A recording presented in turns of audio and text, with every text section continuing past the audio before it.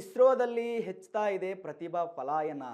ಒಂದೇ ವರ್ಷದಲ್ಲಿ 120 ವಿಜ್ಞಾನಿಗಳು ರಾಜೀನಾಮೆಯನ್ನು ಕೊಟ್ಟಿದ್ದಾರೆ. ನೋಡಿ, ಇಸ್ರೋದಲ್ಲಿ ಈ ರಾಜೀನಾಮೆ ಕೊಡ್ತಾ ಇದ್ದಾರೆ ಪ್ರತಿಭಾವಂತ ವಿಜ್ಞಾನಿಗಳು.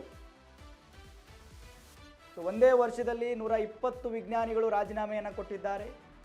ರಾಜೀನಾಮೆ ಇಲ್ಲವೇ VRS ಅನ್ನು ಪಡೆದುಕೊಂಡು ವಿಜ್ಞಾನಿಗಳು ಮನೆ ಕಡೆ ತೆರಳುತ್ತಾ ಇದ್ದಾರೆ. ಅನುಭವಿಗಳ ರಾಜೀನಾಮೆ ತಡೆಯಲು ಕೇಂದ್ರ ಒಂದು ಕ್ರಮವನ್ನು ತರ್ತಾ ಇದೆ. ರಾಜೀನಾಮೆ ನಿಯಮ ಬಿಗಿಗೊಳಿಸಿರ್ತಕ್ಕಂಥದ್ದು ಕೇಂದ್ರ. ಮಾನವ ಸಹಿತ ಬಾಹ್ಯಾಕಾಶ ಯೋಜನೆಗೆ ಇಸ್ರೋ ಸಿದ್ಧತೆಯನ್ನು ಮಾಡ್ಕೊಳ್ತಾ ಇದೆ. ವಿಜ್ಞಾನಿಗಳ ರಾಜೀನಾಮೆಯಿಂದ ಯೋಜನೆಗೆ ಅಡ್ಡಿ ಆತಂಕ ಉಂಟಾಗಿದೆ. ಇನ್ನು ಖಾಸಗಿ ಕಂಪನಿಗಳ ಸ್ಯಾಲರಿ ಆಫರ್ಗೆ ವಿಜ್ಞಾನಿಗಳು ದೌಡಾಯಿಸ್ತಾ ಇದ್ದಾರೆ ಬೇರೆ ಬೇರೆ ಕಂಪನಿಗಳಿಗೆ. ನೋಡಿ, ಪ್ರತಿಭಾವಂತ ವಿಜ್ಞಾನಿಗಳು ಇಸ್ರೋದಿಂದ ರಾಜೀನಾಮೆ ಅಥವಾ VRSನ ಪಡ್ಕೊಂಡು ಹೋಗ್ತಾ ಇದ್ರೆ, ಮುಂದೆ ಬರ್ತಕ್ಕಂಥ ಯೋಜನೆಗಳಿದಾವಲ್ಲ ಇಸ್ರೋದಿಂದ, ಬೇರೆ ಬೇರೆ ಯೋಜನೆಗಳು, ಮಾನವರಹಿತ ಬಾಹ್ಯಾಕಾಶಕ್ಕೆ ಕಳಿಸಬೇಕು ಅಥವಾ ಬೇರೆ ಬೇರೆ ಇನ್ನೂ ಅದ್ಭುತವಾದ ಯೋಜನೆಗಳನ್ನು ತರ್ತಾ ಇರ್ತಾರೆ, ಕ್ರಿಯೇಟಿವ್ ಮಾಡ್ತಾ ಇರ್ತಾರೆ. ಅದಕ್ಕೆ ವಿಜ್ಞಾನಿಗಳ ಕೊರತೆ ಬೀಳ್ತಾ ಇದೆ.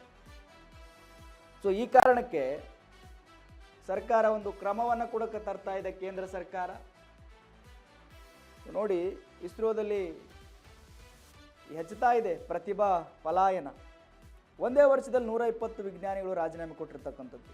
ಈ ಅನುಭವಿಗಳ ರಾಜೀನಾಮೆ ಇರುತ್ತಲ್ಲ, ಪಾಪ ಅನುಭವ ಪಡ್ಕೊಂಡಿರ್ತಾರೆ ಆ ಒಂದು ವಿಜ್ಞಾನ ಕ್ಷೇತ್ರದಲ್ಲಿ, ಅವರೇ ರಾಜೀನಾಮೆ ಕೊಟ್ಟಾಗ ಇಸ್ರೋ ಬೇರೆ ಬೇರೆ ಪ್ಲ್ಯಾನ್ ಮಾಡ್ತಾ ಇರುತ್ತೆ, ಬೇರೆ ಬೇರೆ ಯೋಜನೆ ತರ್ತಾ ಇರುತ್ತೆ.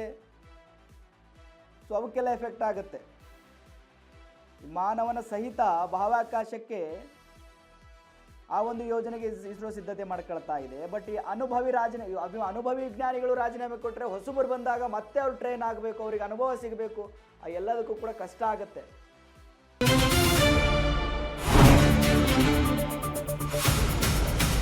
ಸಂಪೂರ್ಣ ನ್ಯೂಸ್ 24x7 ಇದು ನೊಂದವರ ಧ್ವನಿ.